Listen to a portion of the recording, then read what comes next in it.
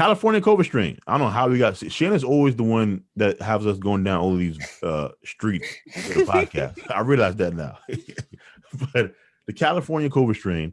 So this is worst case scenario, and I've been following this for a while. And so we've been watching these new strains pop up in Africa.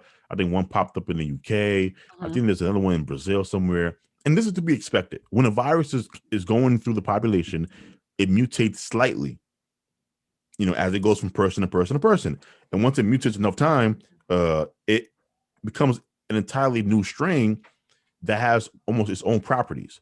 And so what happened in California, they have a new strain of the coronavirus, and it appears to be more transmissible. And it is the big kicker, because we knew it was more transmissible maybe 3-4 weeks ago. But now it seems that it heightens patients' risk of admission to the intensive care unit and death. And this is according to a preprint reporting lab studies and epidemiological data. That is a big deal. Yes, it is. More transmissible increases the likelihood that you end up in the ICU, and also increases the likelihood that you die. And so this is the worst case scenario. And I'm trying to find this article because I also believe they said it was it was also escaping the antibodies that we currently have, meaning that some of the vaccines were less effective against this specific strain. And so it was like a triple threat. Now, just for some balance, in this article that I'm reading from Science Magazine, it says other coronavirus experts say more data are needed before conclusions are drawn, noting that among patients with the variant, the study included fewer than 10 who were admitted to the ICU and fewer than 10 who died. And so they're urging caution, maybe to have more numbers before we begin to make declarations. But Shannon, initial thoughts on this new strain going through California? Will we ever escape the coronavirus?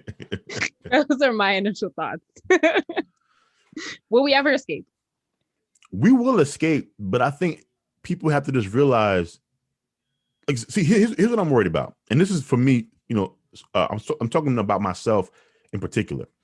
I never thought about disease before COVID, right? Even though the flu, you did? Yeah. Disease is one of my greatest fears, deadly disease. It's like up there, number one. Yeah, I never thought about it at all. And so now that it's on my mind, I'm worried about, will I ever be able to go back to a kind of a oblivious state of mind to enjoy life? Because if I'm just constantly worried about getting sick all the time, I'm not going to be able to enjoy doing things or risking things. Like, going to a woman's house who I'm interested in, right? I might be like, damn, she might have the COVID or something like that, right? And you can't live a normal life if you're worried about getting sick. So to your point about will we get back to normal, if there's one thing that will prevent us from getting back to normal, I think it's kind of that. Is will the public be able to return? Because viruses are always going to be out there, right? Like we never knew the number of people that were dying from the flu. Yeah, I mean, I think that people will be able to return because there are people out there now that are acting like nothing is wrong. So, I mean, there are going to be the few that are probably looking at life like, how can you go back to enjoying life? But there are a large majority that are eager to get back to life and they don't care. Like once it's gone, they'll be like living their life like nothing happened. And then there are others who already don't care. So, see, I think eventually we're going to have like a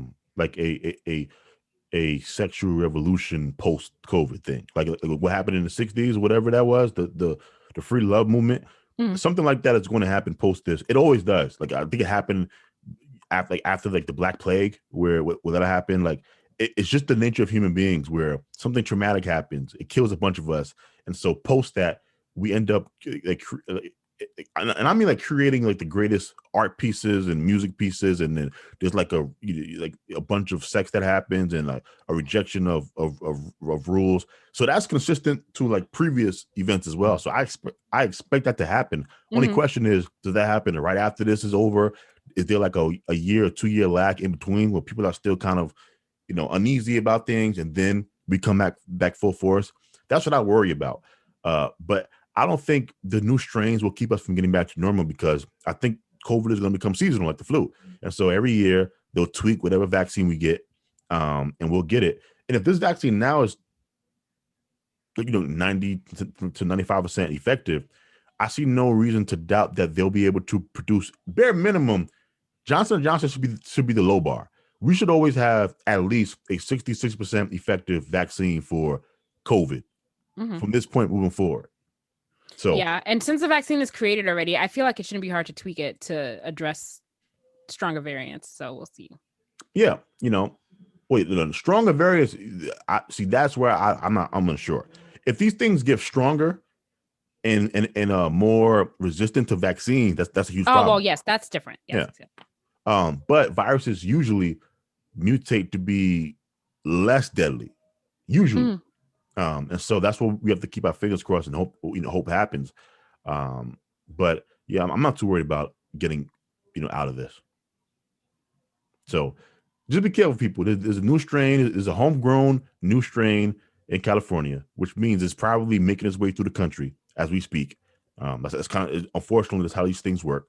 That said, transmission numbers and numbers of new infection of COVID have gone down like 70%, something like that, because of everyone's getting vaccinated. So that's great news as well. And so the focus now from the country should be to vaccinate as many people as you can. I would put like almost all of my resources to increasing the flow of vaccines to states and helping distribution chains so that as many people can get vaccinated as possible. Right now, I was looking up in New York City when I would be eligible, and it wouldn't be until like the midsummer. Yeah, like June, July. Yeah, I would try to make that up 2 months earlier. Try to get everyone vaccinated by May. Yeah, May, middle of May. That's what I would aim for. But so far, look, yes, the new strain in California is something to worry about. But I think overall, vaccines, we have a bunch of vaccines now, three main ones that we have. I think news is looking up. And I do think we should be optimistic right now. I agree.